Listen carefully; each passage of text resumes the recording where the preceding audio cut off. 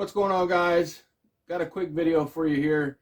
Just a quick how-to video, or maybe even a how not to video on the building of a Skyline Diffuser, and some of the things that I did while I was building this.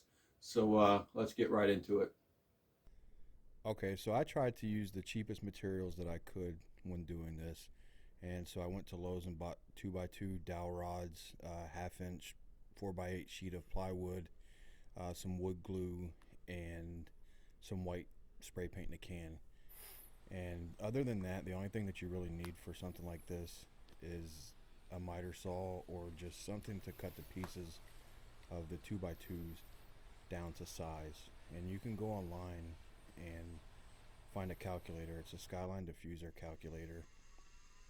Um, and you can work out how big you want to make your diffuser. You can, um, how high or low the frequency that you diffuse is up to you. And that's depending on how deep you make the wells, how high or how tall each block is. That's going to affect the sound that the diffuser gets to. And in this one right here, the blocks ranged from 1.75 inches all the way up to, I believe it was 8.5 inches tall. And so it was like, there you put a block that was 1.75 inches, and then it would go to a 4 inch block, to a 6 inch block, to an 8.5 inch block, and then it would go to zero, and then which zero meaning you didn't put a block in that space. And you can kind of see right here in the very center of this image right here on the right, where there's no block right there. And then it would go, maybe from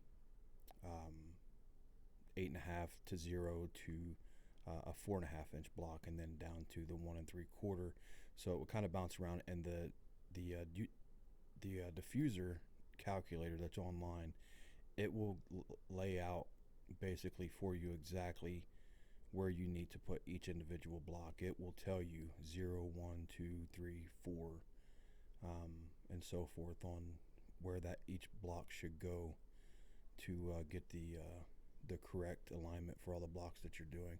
And in these pictures right here on the right, you can see the blocks that I'm getting, that I'm putting in there. This was a very long and tedious process.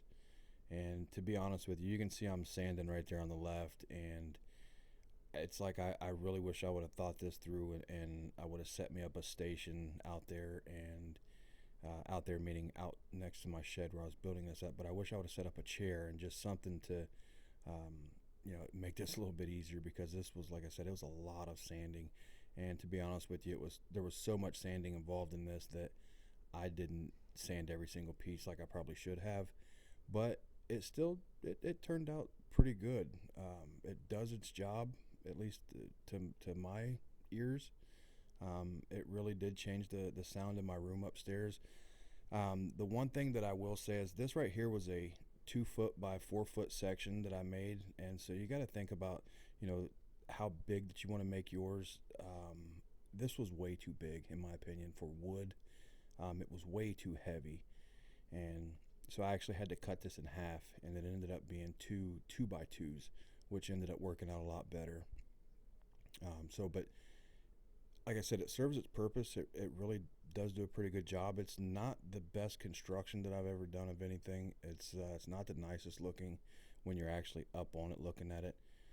But you know what? For probably, I don't know, I want to say less than $50, the price that these things go for online, is insane. So for $50 and a week's worth of work, you can build your own, and you can get exactly what you need. So, but anyway, guys, that's about it for this video. So until next time, thanks.